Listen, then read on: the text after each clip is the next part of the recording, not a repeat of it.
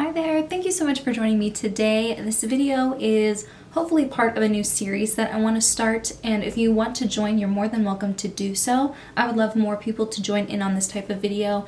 I'm calling it Club 100. Still working on the title, don't know if that's going to be what it ends up being called.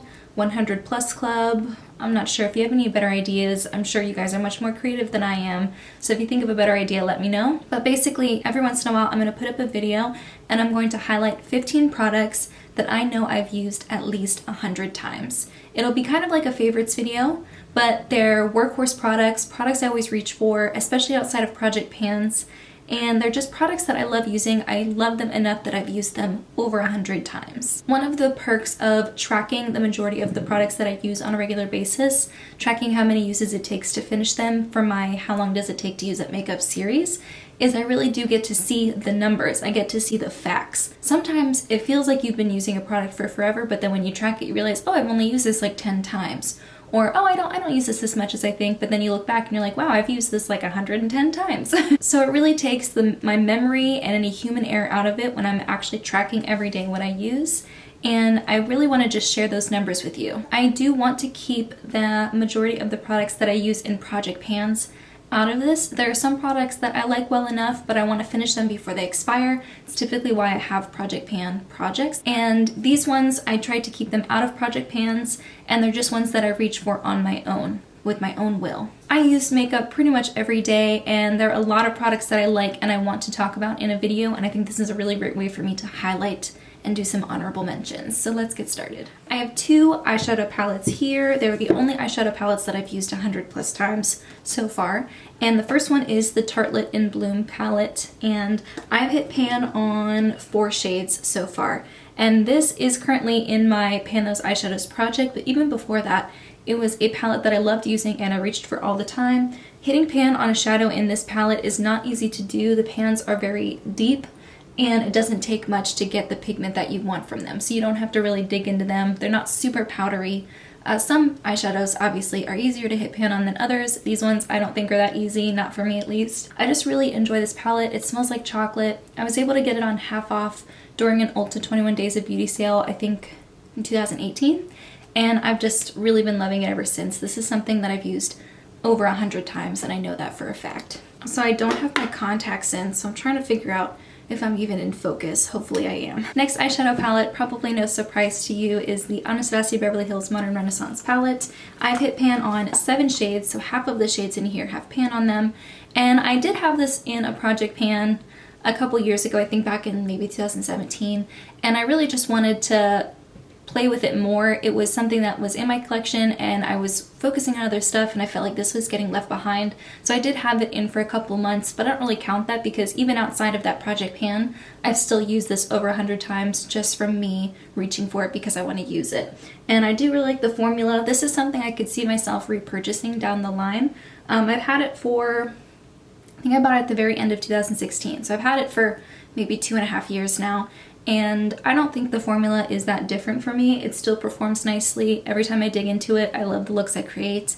And this is just one of the first palettes I ever bought that was actually inspiring to me. And I love these purples and these oranges. And I just think it's really easy for me to create a really pretty look using this palette. So definitely in my Club 100. This one is actually one that I used over 100 times before I even started a YouTube channel, and it's a blush from Illamasqua in the shade Kati. I always say that I want to purchase more shades from this line, I just haven't brought myself to do it. This was featured in my very first How Long Does It Take to Use It makeup video. I compared 3 blushes and this was one of them. The formula of this is so incredibly soft, super pigmented, gorgeous color, very cool toned pink. I'm not sure if you can see that. And I just really love it, and I was really close to hitting pan before I even started my channel. This is one of the OG blushes for me. It's just such a beautiful color. I really do want to try some other shades from this brand. This one here is a bit of a workhorse product. I use it every single day. It's the Urban Decay Eyeshadow Primer Potion, the anti-aging version. I've used this 150 times and I'm still not done with it.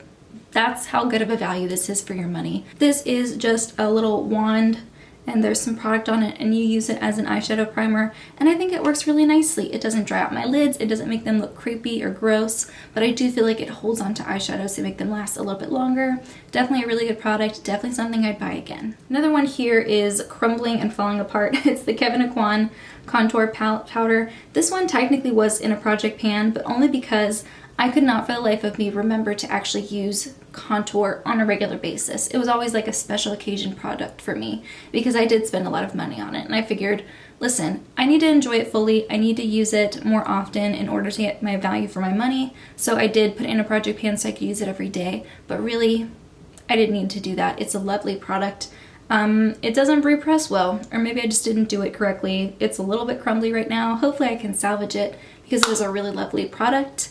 I'm in the market for a more affordable contour powder, but this definitely has a place in my heart. It's definitely something I've used over 100 times. This one I just talked about in my empties video. It's the NYX Dark Circle Concealer. This one is empty. I do have another one that I just bought, but it's not open yet, so I don't want to open that one. It's affordable, it's very small, easy to like travel with and carry with you, and I just really love the pigmentation. There's a couple different shade options. It's like $5. This lasted me over a year. I've definitely used this over 100 times, no question. If you are in the market for an affordable under eye corrector, I would definitely recommend this. You don't need a lot. You need like the teeniest, tiniest bit, like a fourth of a pea size, to do both under eyes, and I think it's lovely. Probably the only foundation that I've ever used more than 100 times and repurchased is the Studio Skin 15-Hour Wear Hydrating Foundation from Smashbox. I'm in the shade 1.05. It has a very slight olive undertone, so it works really nicely for me. I used up the shade 1.1, which also was a nice shade match. They're pretty much the same. I don't notice a big difference between the two.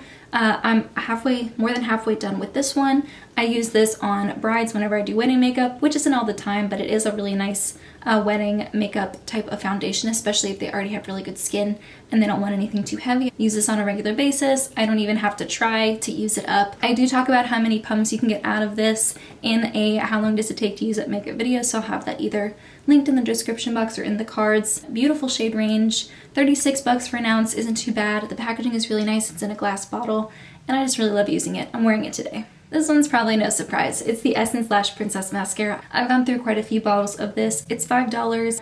It's really great for every day. The brush it's not super spiky, so it doesn't poke me in the eye. I don't know why I can't master not poking myself in the eye when I put on mascara, but this helps me prevent myself from doing that. It lasts all day, doesn't flake, gives me some length and volume, tints my lashes, does exactly what I want a mascara to do. Obviously I haven't used the same tube 100 times. I probably would because I usually keep mascaras anywhere from 2 to 3 months before I throw them away for sanitary reasons. So each tube that I've used, I've probably used 100 times. So if you put that all together, I've probably used this like 600 times. I will definitely repurchase this when this one is gone. Definitely recommend trying it. I'm sure you hear about it all the time on YouTube.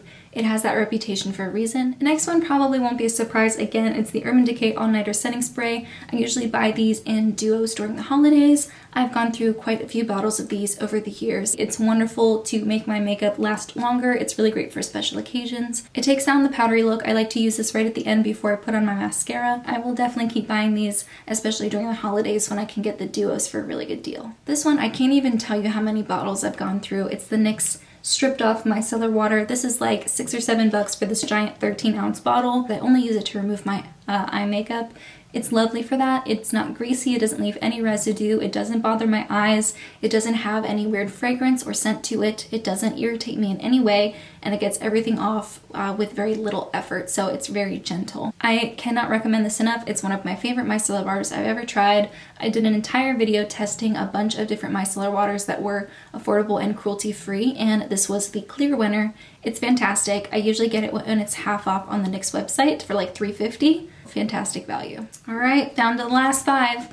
This next one is a skincare product. It's from Embryolisse. It's the Le Creme Concentré. I just heard Dr. Dre talking about this on YouTube. She's a dermatologist, and she had some pretty good things to say about it. She said the fragrance wasn't great, and I agree, but I still think it's a fabulous product. I've probably gone through like 4 or 5 tubes of this. I usually get it off the Derm Store website, but I think you can also find it at Target. This one is almost empty, if you can see. I use it once again when I do makeup on other people for special events. It's very hydrating, but it's not oily or greasy. It acts really nicely as a primer. You can use it for a bunch of other things. You can use it as a mask, etc., but I don't really do that. I will always have one of these in my skincare collection. Next one is the NYX hashtag. This is Everything Lip Living Balm. This one is a fresh one. I just used up another one. I think this is my 3rd or 4th tube now. I always have one of these either in my desk or my backpack or by my bedside. It's one of my favorite lip balms. I recently tracked how many uses it takes to finish one of these, and the results are incredibly surprising. I'm really excited to share those results with you because it's a fantastic value for your money. It's only $5. I can only see this on the NYX website right now, so if you have a NYX store near you or you have access to the website, I think those are the only places you can find them. I don't see them like at Ulta or anything. And because I have been tracking how many uses it takes to finish one, I know for sure that I've definitely used this at least 100 times. Next one is the IT Cosmetics Je ne sais quoi Lip Vitality Flush. This one is almost empty.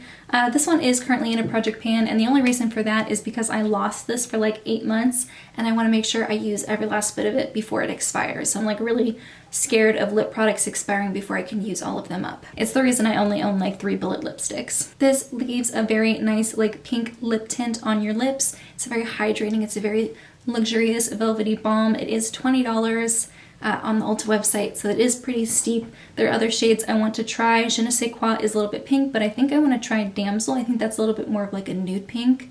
I've gone through a full size of this already, and this is my 2nd tube, and I know for sure that I have definitely used just this tube alone more than 100 times. Another lip balm here. This is the Catrice Volumizing Lip Balm in the shade Beautiful, and it's a really nice nudie pink. I featured this in my favorites video last year, my half-year favorites, and I've been loving it ever since. This tube is almost gone and I have one to replace it. And they recently added a few new shades to their lip line, so I do have, I believe it's called Graceful Lips. It's a little bit deeper than this. It's kind of more of like a natural peachy look on my lips. Beautiful formula, affordable, leaves a really nice milky pink look on your lips. Fantastic to carry around with you through the day. I just featured this in my daily drivers video where I talked about products that I carry with me in my backpack and I bring with me every day, and this is definitely one of them. I always have to have this on me. And the very last one, it is a perfume. This is from Elizabeth & James. It's the Nirvana white perfume. I think it's got peony in it, and I think it's got some other like musky things in it. It's gorgeous.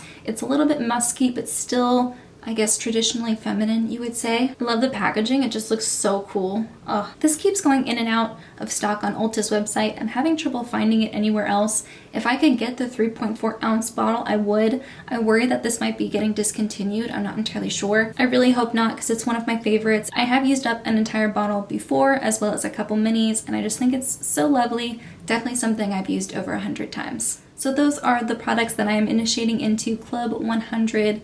I am so excited to be starting this series. Hopefully I can do another one of these pretty soon. It is a lot easier for me to know for sure what I've used over 100 times because, like I said, I do track. But if you don't track your makeup and you just know for sure that you do have products that are in this type of club, I would love to see your version of this as well. Let me know what your thoughts are in this video. Let me know if there's anything I should add or do to improve the quality of the content. But in the meantime, that's everything I have. Thank you so much for joining me, and I'll see you in my next video. Bye guys!